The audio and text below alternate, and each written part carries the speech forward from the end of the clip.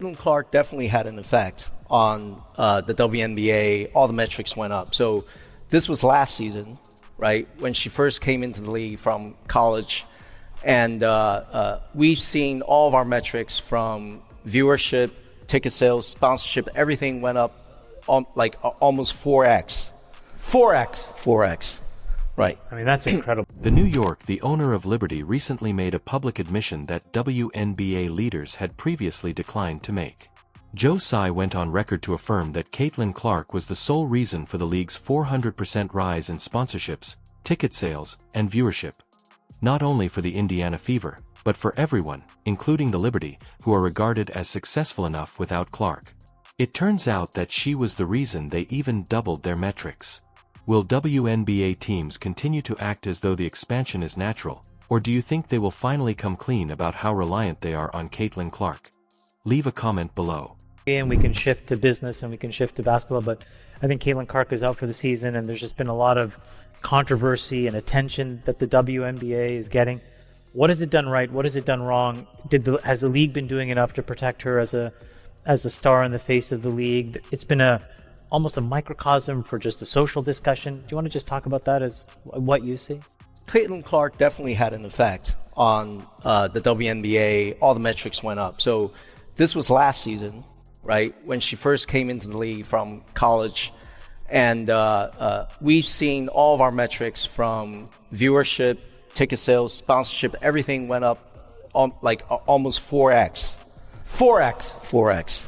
Right. I mean, that's incredible. That's incredible. So the economic impact that she's made to the league. Since Joe Tsai's credibility is important in this situation, let's start with who he is. He owns both the Brooklyn Nets and the New York Liberty. He co-founded Alibaba Group and is a multi-billionaire. He is not a random individual with ignorant thoughts regarding basketball. He is a capable, involved owner with the deepest knowledge of the sports industry. He bases his claims regarding league growth and stats on factual information and financial analysis. What did he say, too? That the WNBA was undoubtedly impacted by Caitlin Clark. Additionally, every statistic increased by about 4 times. Things like sponsorships, ticket sales, and viewership all quadrupled, not doubled, not tripled. A 400% rise in all categories. Incremental growth is not what that is. That is a single player driving tremendous, unparalleled expansion. NBA. So you guys did just an enormous. Yeah, just let me just, but the one thing that's really changed that is prior to the Caitlin Clark season, your average fan base that watches ESPN, basically, you guys are not watching women's basketball. Maybe some of them follow college, but certainly not the WNBA. Right. But now your average ESPN fan base, they are watching, the mainstream sports fan base are watching the WNBA. I think she's a... This is what makes this admission so important, though. The New York Liberty, not the Indiana Fever, is owned by Tsai. WNBA defenders frequently point to the Liberty as evidence that the league is doing well without Caitlin Clark. They are prosperous. They have well-known players. They fight for titles and attract spectators. They are meant to serve as the illustration that the WNBA is more than just one player. However, Caitlin Clark caused the Liberty's metrics to rise 400% as well. Consider what that implies. The fact that she joined the league quadrupled the business metrics of a team that supposedly doesn't require her and has its own established fan following and star power. That is the extent of her dominating influence. She works to improve the league as a whole, not just her own squad. This is the New York Liberty. And this is one of those teams that people are like, oh, the league is fine even without Caitlin Clark because of the Liberty. People, I mean this when I say this, people always bring up the Liberty as like the picture of, oh, you know, the league's fine. The league is fine without Caitlin Clark, because basically people have always been talking about, you know, the Liberty, but even the Liberty went up 400%. The interviewer described it as amazing. Tsai described it as indisputable. The descriptions are accurate. A 400% rise cannot be justified as anything other than a significant change in the league's public perception and business strategy. However, Sai then made a statement that made the entire discussion extremely unpleasant. He began by stating that Clark has this influence because of who she is. Then he instantly caught himself and stammered out what he had said. In an attempt to console himself, he claimed she was a point guard. She is a tiny athlete, and there were concerns about her capacity to cope with the league's toughness. Everything is revealed by that verbal blunder. He was going to admit the apparent cause. Caitlin Clark attracts this kind of attention, but he later realized that saying it out would spark a huge issue. He then changed the subject to her size and position, which have nothing to do with why she attracts viewers. Caitlin Clark's marketability in American sports media is greatly impacted by the fact that she is Caucasian. That is not a value judgment on its significance. It is a true observation regarding demographic preferences and media consumption habits. When a person who looked like them achieved success at the highest level, a sizable segment of the casual sports public that had previously ignored the WNBA began to watch.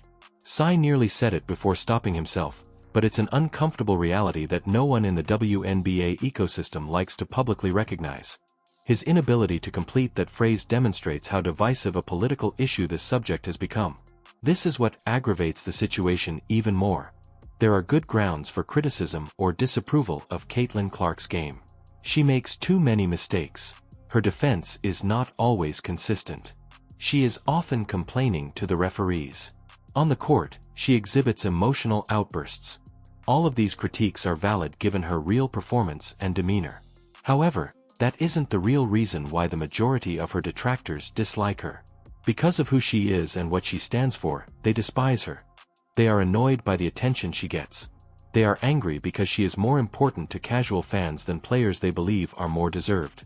They feel that other players put in the effort to create the league, thus they are upset that her success is elevating it as a whole. Sadly, many of those feelings of resentment include racial overtones that individuals attempt to ignore or reject. The attitude is quite different when Angel Reese exhibits the same emotional outbursts and trash talk as Caitlin. Unlike Clark, Marina Maberry is not referred to as classless or unprofessional when she has an on-court tantrum. There is a clear and persistent double standard. However, it also operates in reverse. Caitlin. After claiming to adore her for her skill, fans will turn around and criticize Angel Reese for acting in the same manner. While Clark's celebrations are hailed as competitive fire, Reese's backboard slapping after dunks is criticized as showboating. Both fan bases use different standards based on non-basketball related criteria, and they are hypocritical. Sai brought up the competition between Clark and Ree and addressed right up how some people want to portray it as a racial issue. We must put that aside and concentrate on the skill sets being introduced into the league, he stated.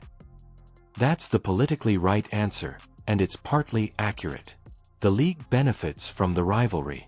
Rivalries provide tales that casual fans can follow and increase engagement. However, it is dishonest to act as though racial dynamics don't exist. There are, of course.